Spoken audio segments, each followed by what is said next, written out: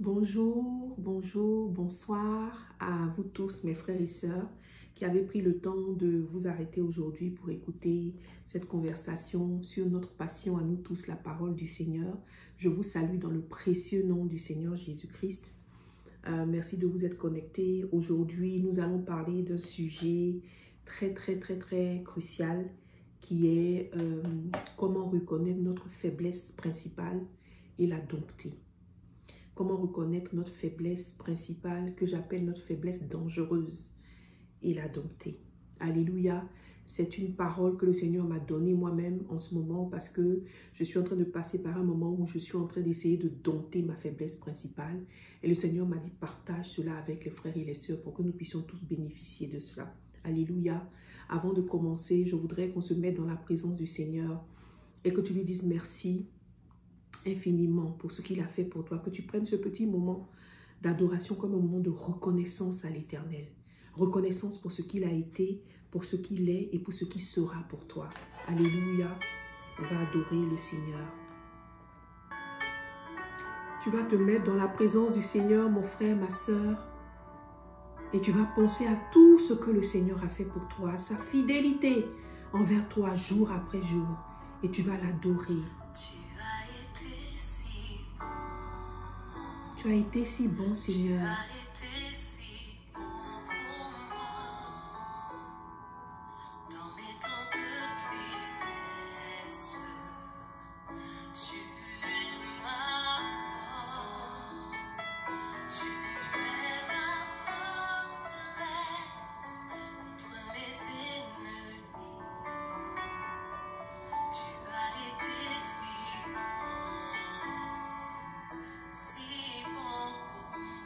Tu vas penser à tes moments de faiblesse où le Seigneur a été avec toi et ne t'a pas laissé te perdre. Alléluia. Et tu vas dire merci Seigneur d'avoir été avec moi pendant les moments de faiblesse. Élève la voix et bénis le Seigneur.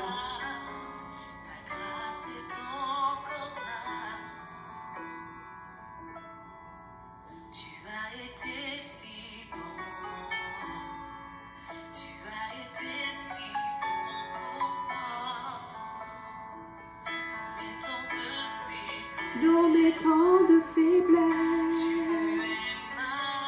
tu es ma forteresse,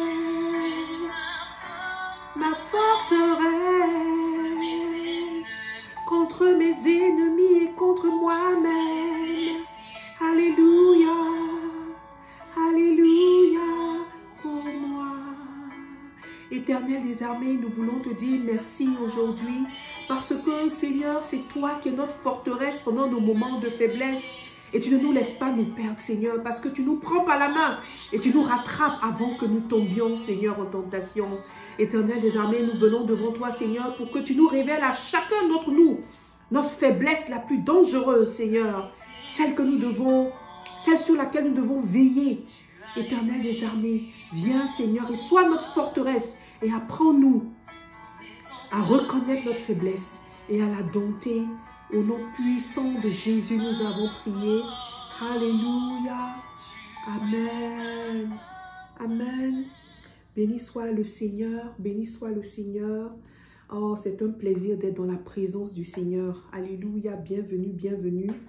Je voudrais que nous puissions ensemble nous mettre dans sa présence pour pouvoir écouter un message, je pense, qui est très important et qui s'adresse sûrement à toi qui m'écoutes. Parce que lorsque je priais dans la nuit d'hier, le Seigneur m'a parlé de moi, il m'a parlé de toi. Alléluia. Comment identifier ou comment reconnaître notre plus grande faiblesse et la dompter. Alléluia. Nous allons lire deux passages de base parce que nous allons étudier deux personnes qui avaient tous les deux une faiblesse principale que le Seigneur leur a communiquée. Et nous allons voir comment ils l'ont géré. Ils l'ont géré de deux manières différentes. D'un côté, nous avons Salomon, le roi d'Israël, le deuxième roi d'Israël. Et de l'autre côté, nous avons l'apôtre Pierre. Et nous allons voir comment chacun d'eux a pu identifier, reconnaître sa faiblesse la plus dangereuse et comment est-ce qu'ils l'ont gérée. Et quel a été leur sort par la suite. Alléluia. Et cela va nous enseigner nous-mêmes comment gérer nos faiblesses. Amen. Nous lisons dans le livre de 1 Roi, chapitre 11, versets 1 à 13. Et nous allons commencer par l'histoire de Salomon. 1 Roi chapitre 11, versets 1 à 13. Et je lis. Le roi Salomon, qui avait épousé la fille du roi d'Égypte, épousa aussi beaucoup d'autres étrangères, à savoir des Moabites, des Ammonites, des Édomites, des Sidoniennes, des Hittites. Pourtant, le Seigneur avait dit aux Israélites au sujet de ces nations païennes, « Ne vous mêlez pas aux gens de ces nations et ne les laissez pas se mêler à vous, car ils vous entraîneront à adorer leurs dieux. » Mais par amour, Salomon s'attacha à ces femmes étrangères. Il eut ainsi 700 épouses de rang princier et 300 épouses de second rang, des concubines, qui toutes l'influencèrent beaucoup. En effet, quand Salomon fut devenu vieux, ses épouses l'entraînèrent à adorer d'autres dieux, de sorte qu'il cessa d'aimer le Seigneur son Dieu de tout son cœur, à la différence de son père David. Il adora Astarté, la déesse des Sidoniens, et Milcom, l'ignoble dieu des Ammonites. Il fit ce qui déplaît au Seigneur, car il ne lui obéissait pas fidèlement comme son père David. À cette époque, Salomon aménagea un lieu sacré sur la colline en face de Jérusalem pour Kémoc, l'ignoble dieu des Moabites. Il en fit aussi aménager un pour Milcom, l'ignoble dieu des Ammonites. Il fit la même chose pour les dieux de toutes ses épouses païennes, afin qu'elles puissent leur présenter des offrandes de parfums ou des sacrifices d'animaux. Le Seigneur, le Dieu d'Israël, était apparu à 2 reprises à Salomon et lui avait ordonné précisément de ne pas adorer d'autres dieux. Mais Salomon ne lui avait pas obéi et s'était détaché de lui. Alors le Seigneur se mit en colère contre Salomon et lui dit, « Puisque tu t'es conduit ainsi, puisque tu n'as respecté ni l'alliance conclue entre nous, ni les ordres que je t'avais donnés, je vais t'arracher la royauté et la donner à l'un de tes sujets.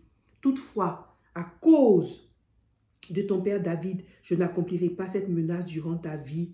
J'arracherai la royauté à ton fils. » Amen. Amen. Voici le premier passage de base qui est l'histoire de Salomon. Nous allons lire maintenant l'histoire de Pierre. Mais avant qu'on aille à l'histoire de Pierre, je voudrais juste vous dire, je ne sais pas si vous ressentez la même chose que moi, mais quand j'ai lu l'histoire de Salomon, je me suis dit quelle tristesse. J'ai été attristée par quelqu'un qui a vu Dieu 2 fois, à qui Dieu a apparu, à qui Dieu a parlé, quelqu'un qui a eu une expérience précieuse avec le Seigneur. Salomon, quelqu'un à qui le Seigneur a donné au-delà même de ce qu'il demandait, quelqu'un qui a construit le premier temple pour le roi des rois sur terre, quelqu'un qui avait d'immensément donc qui était immensement connu et qui était vraiment proche et qui aimait le Seigneur.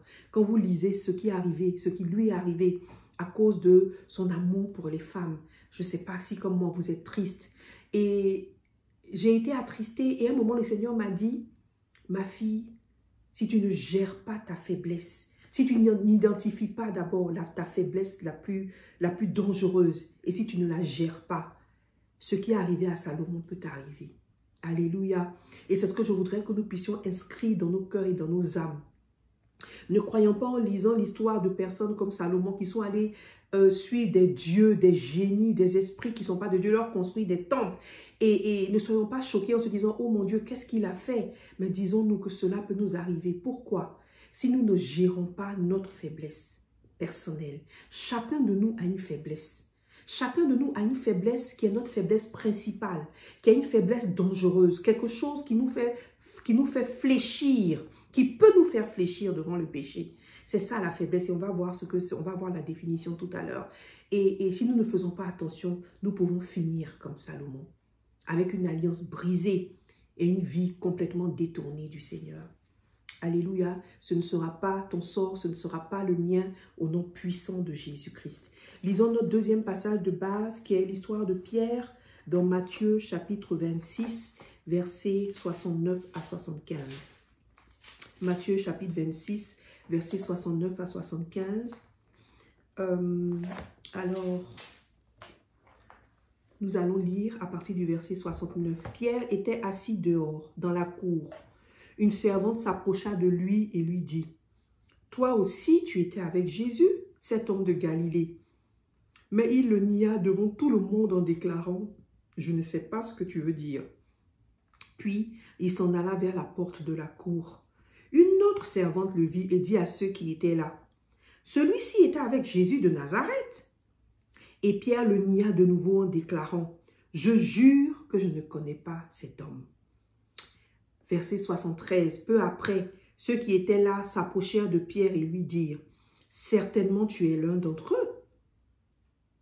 Ton accent révèle d'où tu viens. » Alors Pierre s'écria, « Que Dieu me punisse si je mens. Que Dieu me punisse si je mens. Je le jure, je ne connais pas cet homme. » À ce moment-là même, un coq chanta.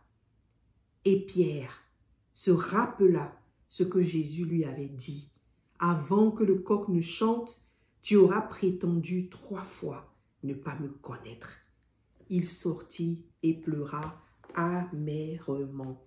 Amen. Voici encore une autre histoire d'un enfant de Dieu qui aimait passionnément le Seigneur. Parmi ses apôtres, c'était quelqu'un qui aimait passionnément le Seigneur et qui a menti, a dit qu'il ne connaissait pas Jésus. Il a dit, je ne connais pas cet homme, le Dieu qu'il aimait tant. Il dit, je ne connais pas. Il a même dit, je jure devant Dieu que Dieu me punisse.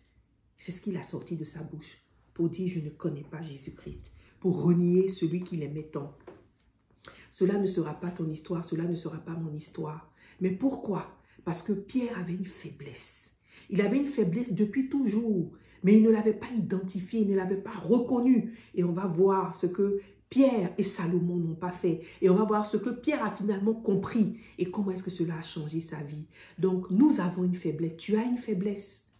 Tu as une faiblesse. J'ai une faiblesse. Nous avons tous une faiblesse.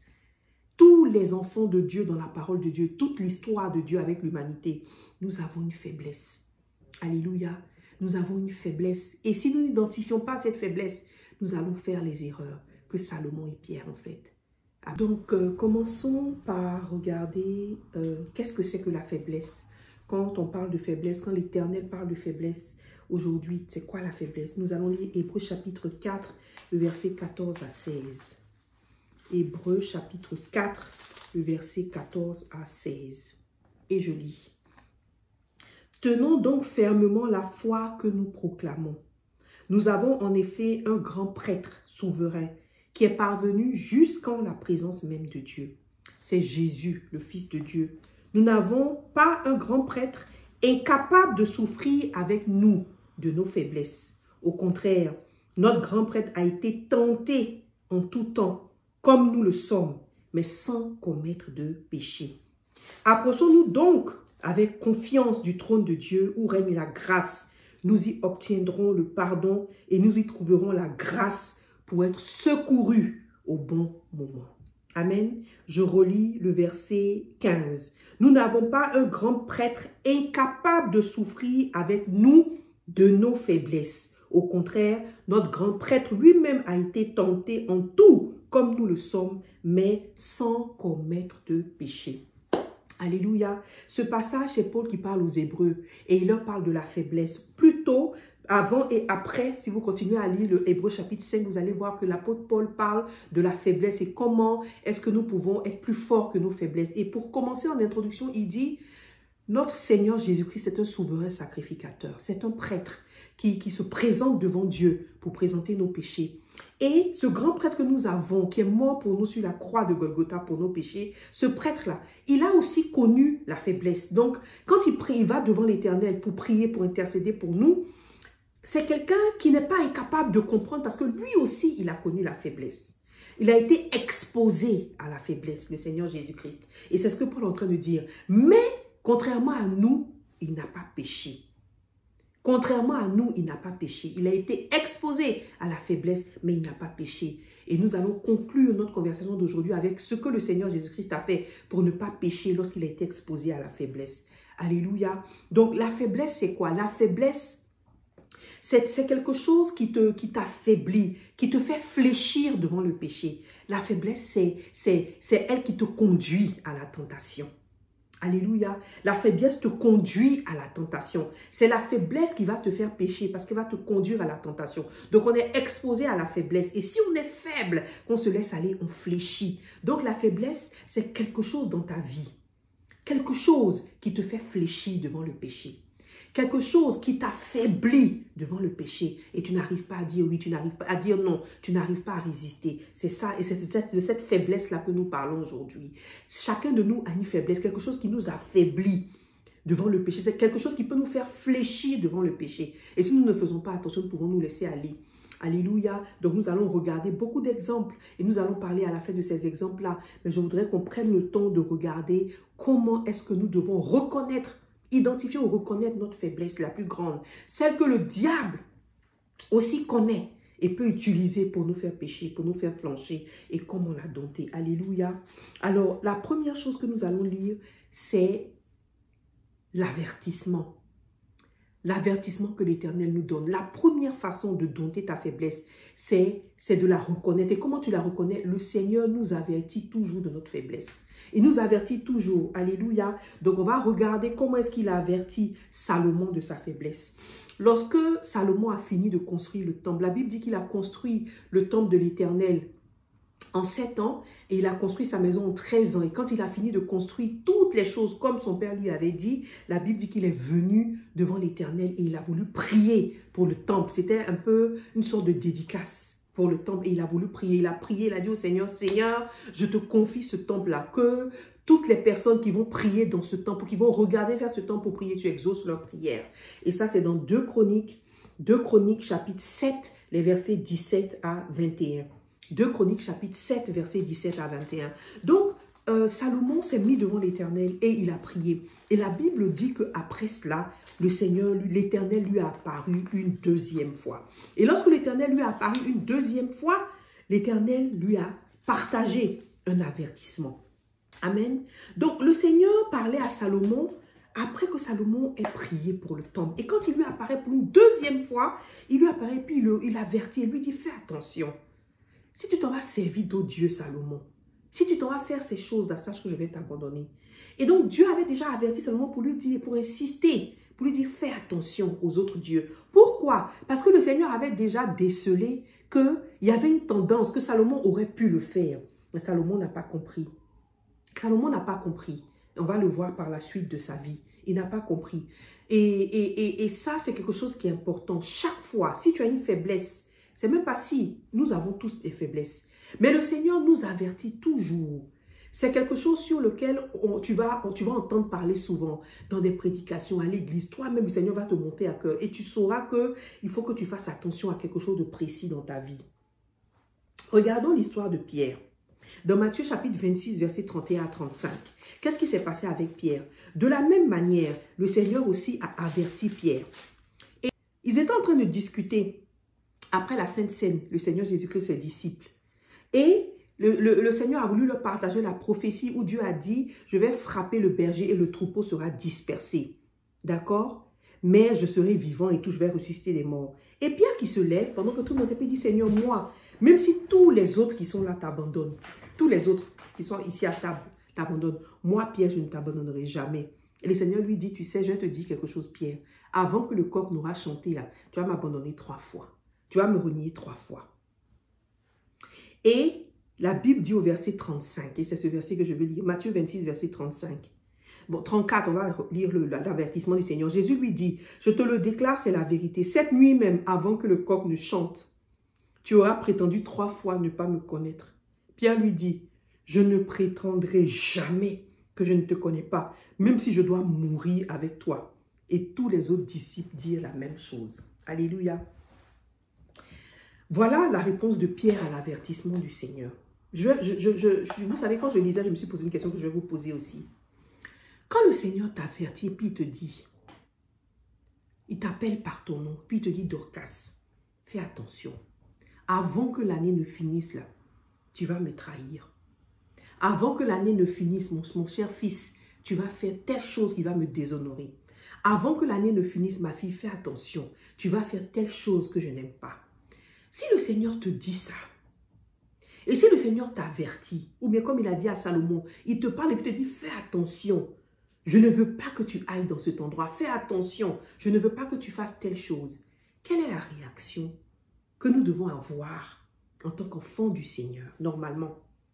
Quelle est la réaction? Même si tu penses au fond de toi que je ne peux jamais abandonner le Seigneur, quelle est la réaction qu'on doit avoir? Ce n'est pas une réaction de dire, Seigneur, de prière, de dire, Seigneur, vraiment, je viens à genoux devant toi par rapport à ce que tu m'as dit. Je te demande de m'aider. Permets que je ne t'abandonne pas avant la fin de cette année. Permets que je ne t'abandonne jamais. Dis-moi ce que je dois faire. Fortifie-moi. Est-ce que ce n'est pas l'attitude qu'on doit avoir devant le Seigneur? Qu'est-ce que Salomon aurait dû faire quand l'Éternel lui a donné un tel avertissement? Qu'est-ce que Pierre aurait dû faire quand le Seigneur Jésus lui a dit, avant que le coq chante, tu vas me renier? Plutôt que de dire, moi, Seigneur, je ne vais jamais te renier. Jamais. Je ne peux jamais le faire.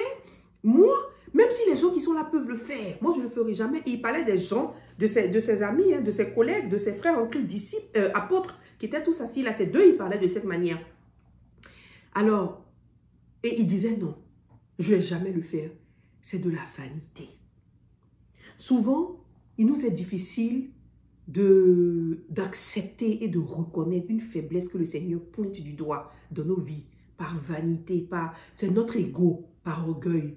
On pense vraiment qu'on va pas tromper le Seigneur, c'est vrai, on se dit, on minimise nos faiblesses, souvent, on minimise nos faiblesses et on les ignore souvent, et souvent, au fond, c'est par vanité.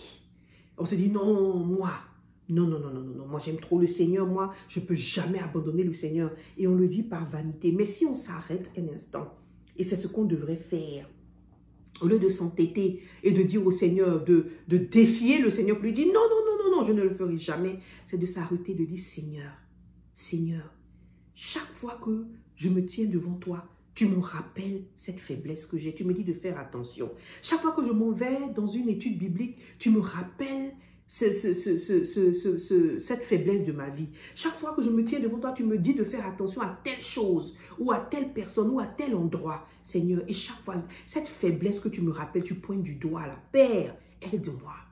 Aide-moi parce que je ne veux pas te trahir. Viens travailler en moi. Viens travailler, viens m'aider à la dompter, Saint-Esprit. Alléluia. C'est l'attitude normalement que nous devrions avoir lorsque le Seigneur nous avertit d'une faiblesse que nous avons. Parce que si tu ne le fais pas, tu vas perdre ton alliance, tu vas perdre ta vie et tu vas perdre la garantie de l'Éternel. Et c'est ce qui est arrivé à Salomon. Et c'est ce qui a failli arriver à Pierre. Heureusement que le Seigneur est grâce et que lorsqu'il s'est repenti à la dernière minute, ça lui a fait du bien et sa vie a été restaurée. Sa mission a été restaurée. Amen. Mais la deuxième façon de gérer sa faiblesse et de s'assurer qu'elle ne nous entraîne pas dans la tentation. Souvenez-vous de ce qu'on a dit au début, que la faiblesse, c'est elle qui te conduit à la tentation. C'est elle qui te mène à la tentation. C'est la source de la tentation lorsqu'on est exposé à la faiblesse. Donc la deuxième chose, c'est vraiment lorsque nous manifestons cette faiblesse dans notre vie, lorsque nous sommes affaiblis à un moment donné, nous nous laissons aller, puis nous péchons, ou bien nous manifestons cette faiblesse-là une fois. Il faut qu'à ce moment-là, même si lorsque le Seigneur nous a avertis, on n'avait pas compris, il faut qu'à ce moment-là, on réalise que, ce que je viens de faire là, c'est révélateur. C'est révélateur d'une faiblesse que j'ai. Amen. Donc, regardons des actes de faiblesse que Pierre et Salomon ont posés. Et malheureusement, qui n'ont pas été révélateurs pour eux, qui n'ont pas sonné l'alarme dans leur tête. Amen. Regardons Jean chapitre 18, verset 8 à 11. Je ne vais pas lire, je vais juste raconter l'histoire. Jean chapitre 18, verset 8 à 11, c'est lorsque le Seigneur était dans le jardin, lorsqu'il a fini de prier, il était dans le jardin et les soldats sont venus l'arrêter. Et la Bible dit que Pierre, qu'est-ce qu'il a fait? Il a pris son épée et il a coupé l'oreille du soldat. Mais les soldats sont venus chercher Jésus-Christ. Ils ont demandé plusieurs fois, parmi vous là, qui est Jésus? Jésus dit, c'est moi. Une deuxième fois, parmi vous là, qui est Jésus? Jésus dit, c'est moi. Et ils ne l'arrêtaient pas. Et Jésus leur a dit, mais écoutez, je vous dis que Jésus-Christ, c'est moi. Donc, laissez partir les autres qui sont avec moi. Donc, le Seigneur Jésus avait déjà accepté de se rendre aux soldats, n'est-ce pas? Il avait déjà accepté de se rendre aux soldats qu'on l'arrête. Mais donc, dites-moi, pourquoi donc Pierre coupe l'épée, coupe l'oreille du soldat? Puisque Jésus-Christ même a accepté de se rendre. Qu'est-ce qui le pousse? Son Seigneur, son maître même qui est là dit, prenez-moi. Son maître qu'il sert, qu'il respecte et devant l'autorité de qui il s'abaisse Son maître dit, prenez-moi. Et lui, il sort une épée et il coupe l'oreille. Comme s'il voulait empêcher les soldats d'arrêter Jésus-Christ. C'est un acte de faiblesse, dans le fond. Dans le fond. C'est un acte de faiblesse parce que Pierre, qu'est-ce qui se passait avec Pierre? C'est un zèle sans intelligence. C'est une passion superficielle. C'est un courage, et on va le voir plus tard, superficiel. C'est pour montrer que, comme j'avais dit que je ne vais pas le renier là, je vais montrer aux gens que je suis capable. Et c'est comme ça que sa passion, son zèle le fait faire. Comme s'il pense que Jésus-Christ lui-même ne va pas accomplir ce que Dieu... C'est pour ça que le Seigneur Jésus lui a dit, mais tu penses que je ne vais pas accomplir ce que mon Père m'a dit? Et c'est pour ça qu'il réagit. Donc, en fait, cette réaction de Pierre, dans le fond, s'il s'asseyait, il se rendrait compte que c'est une réaction de peur. C'est une réaction c'est un courage superficiel qu'il a montré. C'est une réaction de peur de quelqu'un qui veut prouver quelque chose parce qu'au fond de lui, il a peur. Amen. Que le Seigneur nous révèle, que le Seigneur nous révèle les actes que nous posons, qui au fond, qui en apparence apparaissent comme des actes bons, des actes positifs, mais au fond, ils sont révélateurs d'une grande faiblesse que nous avons. Pierre n'avait pas besoin de couper l'oreille. Alléluia. Mais il avait une profonde faiblesse, c'était la peur. La peur. Et on va le voir encore tout à l'heure. Si vous ne pensez pas que la faiblesse principale, la faiblesse dangereuse de Pierre, c'était la peur. On va le voir dans un deuxième passage. Si vous regardez Matthieu chapitre 14, versets 22 à 33. Vous vous rappelez de cette histoire de Pierre qui marche sur l'eau? Comme beaucoup d'enfants de Dieu, hein, quand je lis le passage, tu vois, tu te dis, ah, Pierre a été courageux, il est monté sur les eaux. Quand le Seigneur a dit, viens, il est venu. Donc, vous connaissez l'histoire, je ne vais pas la lire dans le détail, mais je voudrais juste vous dire, je vous lis juste un verset, mais je vous donne le contexte. C'est lorsque le Seigneur Jésus-Christ a marché sur l'eau, venu vers ses disciples, et puis il a dit, c'est moi, ses disciples ne l'ont pas reconnu. Et Pierre a dit, Seigneur, si c'est toi vraiment qui es en train de marcher sur l'eau, dis-moi de venir. Et le Seigneur Jésus lui a dit, viens. Et il est sorti courageux comme il est en apparence. Il s'est levé, il a commencé à marcher. Et qu'est-ce qui s'est passé pendant qu'il marchait? Sa vraie faiblesse a refait surface. Sa vraie faiblesse a refait surface. Verset, on va lire ici, verset 29. Jésus lui dit, viens, répondit Jésus. Pierre sortit de la barque et se mit à marcher sur l'eau pour aller à Jésus. Et il marchait sur l'eau. Verset 30. Mais quand il remarqua la violence du vent, il prit peur. Il commença à s'enfoncer dans l'eau et s'écria, « Seigneur, sauve-moi » Donc, ça veut dire que quand Pierre a commencé à marcher sur l'eau au début, là, il n'y avait pas de vent. Il a été courageux, mais il n'y avait pas de vent, il n'y avait rien, donc il marchait. Et à un moment donné, quand il a vu que le vent a commencé à être violent, il a pris peur. La Bible dit qu'il a pris peur et il a commencé à s'enfoncer. Donc en fait, c'est le même qui a pris l'épée pour couper l'oreille du soldat. Et c'est ce que je disais tout à l'heure. C'est juste une apparence. C'était pour montrer que. Et je disais souvent que si on ne veut pas reconnaître notre faiblesse en général, c'est un signe de vanité. C'est un peu notre ego. On ne veut pas reconnaître qu'on a une faiblesse. Nous qui aimons tant Dieu, on ne veut pas accepter le fait qu'on peut avoir quelque chose qui est tellement fort qui peut nous faire fléchir. Alléluia. Et donc là, Pierre prit peur. La peur était la faiblesse principale de Pierre. Une profonde peur. Pierre était quelqu'un qui avait peur. Et donc, en apparence, il essayait de se montrer courageux, de faire croire aux autres que je suis plus courageux que vous, Seigneur. Même si mes autres qui sont là, les autres qui sont là, moi, je ne t'abandonnerai jamais. Il prend son épée, il coupe l'oreille. Quand le Seigneur marche sur l'eau, le Seigneur ne lui a même pas dit de venir. C'est lui-même qui propose. Le Seigneur ne lui a pas dit de marcher sur l'eau. C'est lui-même qui propose parce qu'il veut montrer qu'il est capable. Peut-être à Dieu, il veut montrer aux gens, mais tu ne peux pas montrer quelque chose. Le Seigneur voit le cœur. Le Seigneur voit notre cœur. Et il veut montrer au Seigneur Jésus, oui, dis-moi de venir. Et puis, paf, il se met, il commence à marcher. Paf, la vraie faiblesse prend le dessus. Il prit peur. Alléluia. Donc, nous avons une faiblesse que nous ne voulons pas reconnaître par ego, par vanité, ou bien peut-être pour prouver quelque chose au Seigneur, pour prouver quelque chose aux autres. C'est le moment pour nous de reconnaître notre peur. De reconnaître, pour Pierre c'était la peur, mais de reconnaître notre faiblesse. C'est quoi ta faiblesse? Quel est cet élément-là qui souvent te paralyse, qui souvent te fait fléchir devant le péché? La faiblesse de Salomon, c'était quoi? Regardons, c'était quoi la faiblesse de Salomon? 1 Roi chapitre 9, verset 16 à 17. c'est un petit truc qui s'est passé, mais qui était assez révélateur. 1 Roi chapitre 9, verset 16 à 17. On va le lire, c'est juste 2 versets. 1 Roi 9, verset 16 à 17. Dans 1 Roi 9, verset 16 à 17, la Bible dit, le Pharaon, roi d'Égypte, avait attaqué Gézer. Il avait pris la ville et l'avait incendiée, après avoir massacré les Cananéens qui l'habitaient. Puis il l'avait donnée comme cadeau de noces à sa fille lorsqu'elle épousa Salomon. Amen. Dans ce passage-là, qu'est-ce qu'il nous a dit? Salomon est allé prendre la femme de Pharaon comme épouse. Et donc, quand il allait prendre la femme de Pharaon comme épouse, le père, donc, le Pharaon, il allait prendre, pardon, la fille de Pharaon comme épouse. Pardon. Donc, Pharaon était son beau-père. Et quand il allait prendre la fille de Pharaon comme épouse, Pharaon est allé décimer toute une ville chez les Cananéens. Il a complètement ravagé la ville et il est venu l'offrir en cadeau à sa fille. Donc, il a tué des vies pour venir l'offrir en cadeau à sa fille. Donc, vous allez vous rendre compte que Salomon, au verset 17, je crois, 1 Roi 9 au verset 17, c'est pourquoi Salomon dut reconstruire Gézer. Donc, Salomon était conscient que son beau-père avait fait quelque chose de terrible et de mal. Et lorsqu'après, il a construit le temple de l'Éternel, il a construit lui-même sa maison, il allait reconstruire cette ville que son beau-père avait détruite. Donc, il était conscient que c'était quelque chose de mal. Un beau-père qui détruit des centaines, qui ravage, qui décime des vies pour pouvoir faire un cadeau à sa fille qui venait de l'épouser, lui, Salomon. Ça aurait dû être révélateur pour lui, d'être obligé de corriger quelque chose de si grave. Parce qu'il a épousé une femme qu'il ne devait pas épouser. Mais ça n'a pas fait tilt à l'oreille de Salomon. Si vous regardez 2 Chroniques chapitre 8, versets 11 à 12, quelque chose d'autre qui s'est passé. 2 Chroniques 8, versets 11 à 12. La Bible dit que Salomon a été en train de construire le temple et sa femme, bien sûr, la fille de Pharaon, vivait dans son palais. Elle vivait dans son palais avec lui.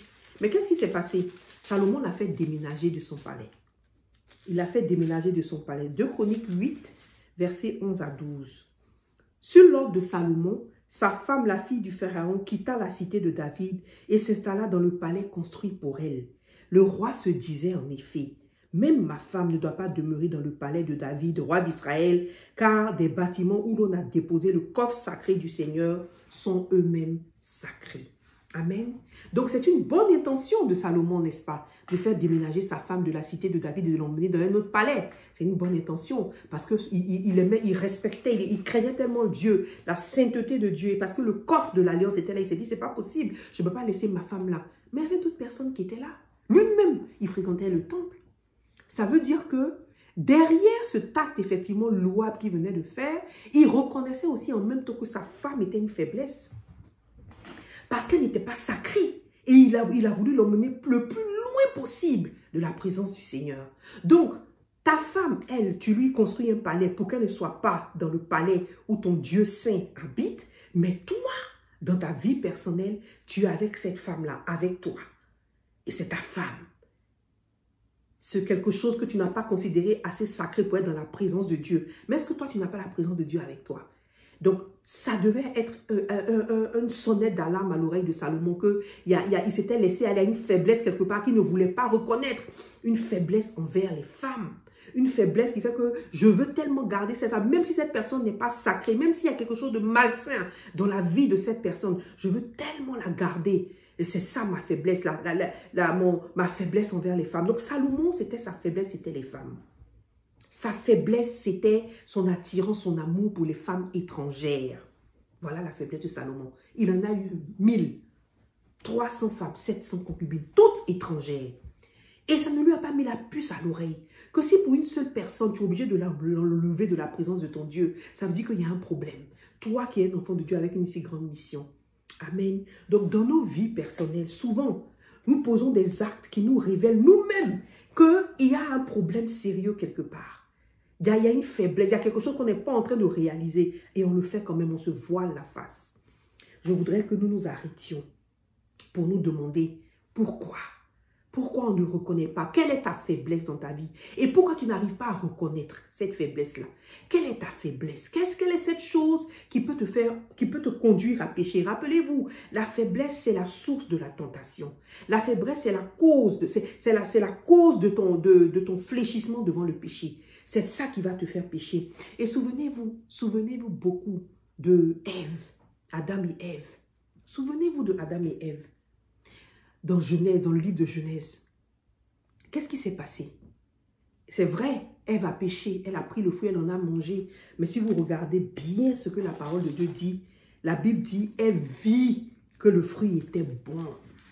Ève vit que le fruit était bon. Comment est-ce qu'elle l'a fait? Elle a regardé le fruit. Elle a dû regarder le fruit à plusieurs occasions. Elle a dû regarder le fruit et regarder le fruit et regarder le fruit. La Bible dit dans Genèse chapitre 3, verset 6. La femme vit que les fruits de l'arbre étaient agréables à regarder et qu'ils devaient être bons et qu'ils donnaient envie d'en manger. La femme vit que les fruits de l'arbre étaient agréables à regarder. Alors, je vais vous poser une question. Ève est en train de regarder les fruits de l'arbre défendu.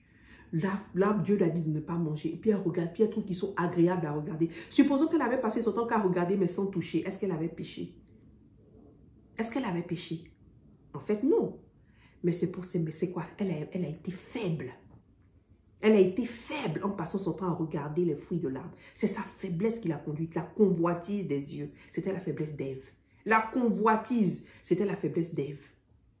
La convoitise des yeux, c'était la faiblesse d'Ève. Donc, elle passait son temps à regarder. Donc, la faiblesse là, c'est l'antichambre du péché. C'est la tentation. Elle s'est laissée à regarder. Quand elle a commencé à regarder les fruits, elle a vu qu'ils étaient agréables à regarder. Et c'est comme ça qu'elle a mangé. Ta faiblesse va te conduire au péché. Si tu ne la domptes pas. Si tu ne la présentes pas, tu ne la corriges pas dès maintenant, elle va te conduire au péché. Ne crois pas comme Pierre que tu es exempte. Ne crois pas comme Pierre que tu es exceptionnel. Ne crois pas comme Salomon que tu es exceptionnel, que tu ne pécheras jamais. Ce n'est pas vrai. Ta faiblesse, si tu ne veux pas la reconnaître, l'identifier et la corriger, elle va te conduire vers le péché comme Ève. Parce que quand tu es faible et quand tu poses des actes de faiblesse, tu ne réalises pas parce que tu te dis, je ne pêche pas. Comme Ève, quand elle regardait le fruit, tu te dis, c'est pas un péché. C'est pour ça que c'est si difficile pour nous de reconnaître la faiblesse. Parce qu'on ne sait pas que c'est un péché. Enfin, ce n'est pas un péché, donc on ne réalise pas que c'est l'antichambre du péché. Elle nous conduit vers le péché. C'est de la tentation, en fait. C'est comme Pierre. Quand il s'est levé, il a marché, et puis il a pris peur, il est tombé. Est-ce qu'il était en train de pécher? Non, mais sa faiblesse a fait surface. La peur a fait surface. Alléluia. La faiblesse. La faiblesse. Quelle est ta faiblesse? Quelle est ta faiblesse? C'est très important de nous poser la question. Et c'est dans cette période-là d'identification de ma faiblesse, de la reconnaître que je suis en ce moment et je voudrais vous partager cela. Comment est-ce que tu peux dompter ta faiblesse et la corriger? Il faut te souvenir de l'avertissement du Seigneur. Il faut te souvenir de ce que le Seigneur a dit à ton sujet. Et il faut que tu te repentes. Il faut que tu ailles devant le trône et que tu te repentes. Deux réactions différentes entre Pierre et Salomon. Deux réactions différentes qui leur ont donné des futurs différents, des cheminements différents. Salomon, on a lu tout à l'heure 1 Roi chapitre 11, après avoir vu, après avoir flanché, après avoir envoyé sa femme dans un autre palais, tout ce qui s'est passé, qui lui montrait que petit à petit, il était en train de dévier. La Bible dit quoi dans 1 Roi chapitre 11? Quand il est devenu vieux, les femmes l'ont influencé. Pendant la majeure partie de sa vie, les femmes ne l'ont pas influencé. Lui-même, il voyait que le temple était sacré. Il a enlevé sa femme dans le temple. Il ne les approchait pas. Il leur a construit des maisons loin, qui sont loin du temple de Dieu, pendant qu'il était encore vigoureux. Mais la Bible dit, quand il est devenu vieux, les femmes l'ont beaucoup influencé. Vous vous souvenez de ce qu'on a lu à ce sujet-là? Quand il est devenu vieux, la Bible dit, mais par amour, Salomon s'attacha à ses femmes étrangères. Il eut ainsi 700 épouses et 300 concubines. Et verset 4, en effet, quand Salomon fut devenu vieux, ses épouses l'entraînèrent à adorer d'autres dieux, de telle sorte qu'il cessa d'aimer le Seigneur, son Dieu, de tout son cœur. Amen. Donc, quand il est devenu vieux, la faiblesse qu'il a négligée l'a fait flancher. Et les femmes le moment où il n'était plus comme avant, il était devenu plus faible, il n'était plus aussi ferme. C'est à ce moment-là qu'elles ont pu la voir. Ça se montre qu'elles ont pu l'avoir. À un moment donné, même dans 1 Roi 11, verset 31 à 40, le passage va s'afficher si vous voulez le lire. Le Seigneur a suscité Jéroboam qui est venu comme un espion parce que c'est lui qui a pris la royauté sous Salomon. Dieu lui avait dit que si tu t'en as servi d'autres dieux, je vais t'enlever la royauté. Et ça s'est passé. Ça s'est passé. Le Seigneur a suscité un ennemi à Salomon, Jéroboam, pour lui enlever la royauté. Au lieu que ça lui fasse tilt et qu'il se dise, mon Dieu, il faut que je me repente, Seigneur. Ce que tu avais dit en ce qui me concerne, les avertissements que tu m'avais donnés sont en train de s'accomplir. Je vois que j'ai un ennemi qui veut prendre la royauté sous moi et ça me rappelle ce que tu m'avais dit en ce qui concerne ma faiblesse. Non. Salomon n'a pas vu les choses comme ça. Dans 1 Roi 11, verset 31 à 40, la Bible dit que Salomon cherche à tuer Jéroboam. Donc lui-même, il veut régler les problèmes que sa faiblesse lui a envoyés de manière la plus anti-Dieu qui existe. Frère, ma soeur, et moi-même, je me parle aujourd'hui. Le Seigneur nous a souvent avertis sur une de nos faiblesses et il nous a dit, faites attention. Ma fille, fais attention, mon fils, fais attention. Et tu ne te rends pas compte, peut-être par vanité, peut-être parce que tu ignores et tout, tu continues. Et à un moment donné, ce que le Seigneur t'avait dit, là, il t'avait dit, fais attention là, que ça n'allait pas arriver là, ça arrive. Ça arrive. Et au lieu de faire ce que Pierre a fait, et on verra, de te repentir et d'aller vers le Seigneur pour chercher la force de dompter ta faiblesse, tu te braques comme Salomon et tu veux régler toi-même les problèmes de ta vie en te faisant croire que c'est des épreuves que Dieu envoie dans ta vie. En te faisant croire que c'est des difficultés que Dieu envoie dans ta vie pour te former. Ce ne sont pas des difficultés. Ce ne sont pas des épreuves que Dieu a envoyées dans ta vie. Et tu le sais. C'est le fruit de ta faiblesse.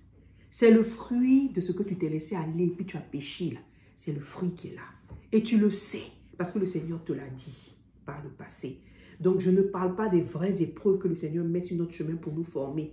Je parle particulièrement de l'avertissement que tu sais que l'Éternel t'a donné par rapport à ta faiblesse. Je parle de ce péché-là que tu fais souvent, duquel le Seigneur t'a parlé. Il t'a dit, si tu le fais, voici ce qui va t'arriver. Et c'est ça que tu allais faire. Et le fruit, tu le récoltes. Et tu veux te mentir à toi-même pour te faire croire que ce n'est pas le fruit de ton péché ou de ta faiblesse, mais c'est une épreuve. Ce n'est pas une épreuve, tu le sais. Mon frère, ma soeur, c'est le moment de te repentir, mais d'aller devant le Seigneur en plus, au-delà de la repentance et de crier à lui pour son aide. Et c'est ce que Pierre a fait. Regardons ce que Pierre a fait. Matthieu 26, verset 75, quand il a renié le Seigneur, qu'est-ce qui s'est passé au dernier verset? Le verset 75, la Bible dit que lorsque le coq a chanté, Pierre s'est souvenu de l'avertissement du Seigneur et il était amer.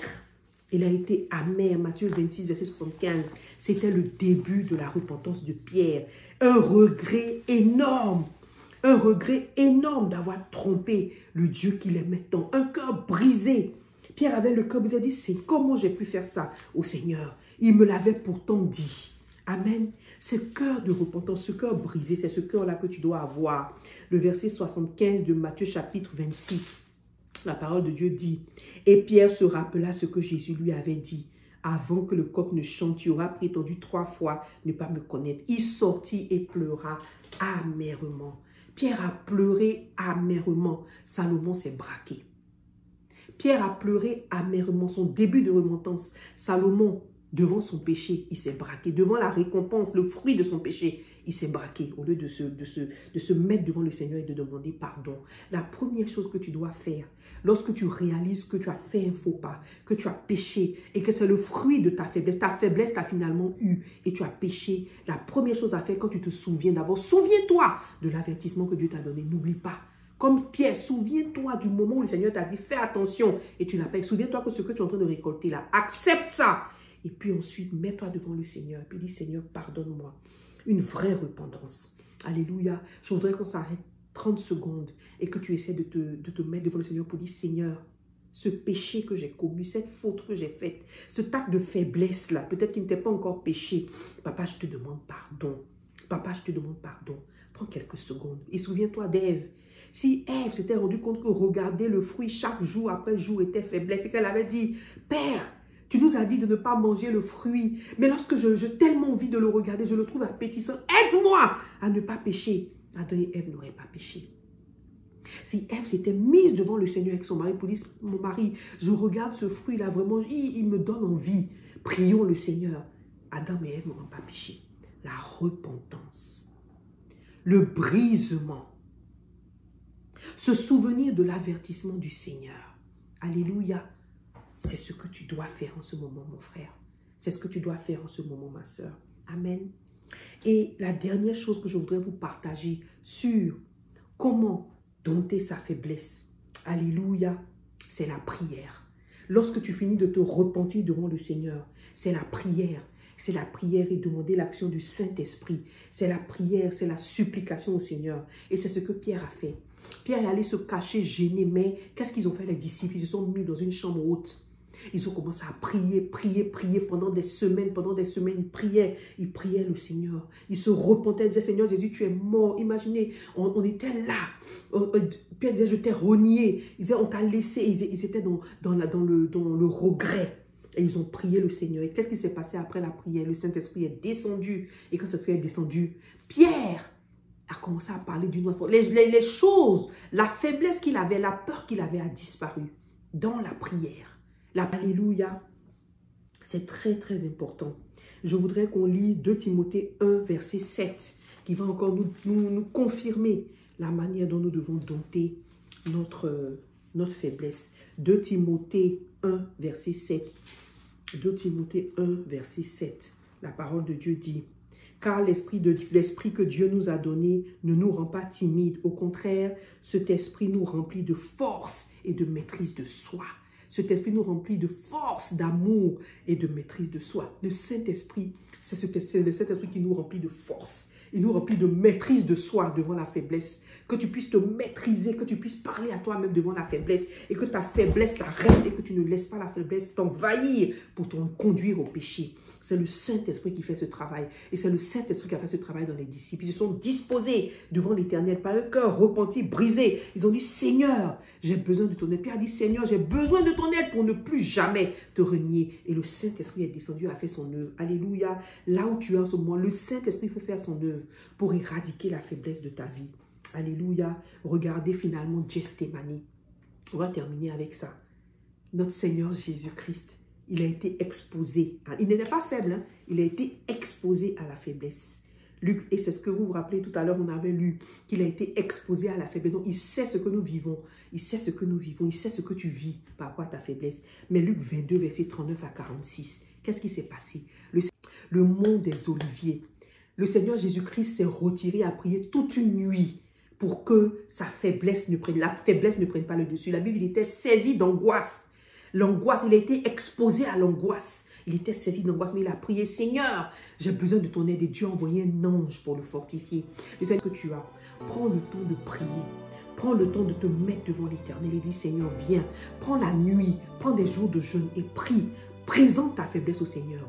Il va envoyer un ange du ciel, alléluia, pour te fortifier comme il a fait avec le Seigneur Jésus-Christ. Mais ne te braque pas comme Salomon. Et ne fais pas semblant de ne pas voir ta faiblesse, mais repens-toi devant l'Éternel. Alléluia, alléluia. Je voudrais qu'on se mette dans la présence du Seigneur et que tu présentes ta faiblesse devant lui. Dis, Éternel des armées, je me présente devant toi avec ma faiblesse. Tu sais ce que c'est. Nous avons plein de faiblesses qui vont... Il y a plein. Tu sais ce que c'est. Seigneur Jésus, viens m'aider. Viens m'aider. Dis au Seigneur, ouvre ta bouche et parle-lui. Toi seul connais ta faiblesse. Mets-toi devant lui et prends du temps. Prends du temps dans sa présence, des nuits entières, des jours entiers. Prie pour que ta faiblesse ne te conduise jamais à la tentation et ne t'arrête jamais de le faire. Veille, veille et prie afin de ne pas tomber en tentation. Alléluia, que le Seigneur soit notre forteresse au nom puissant de Jésus.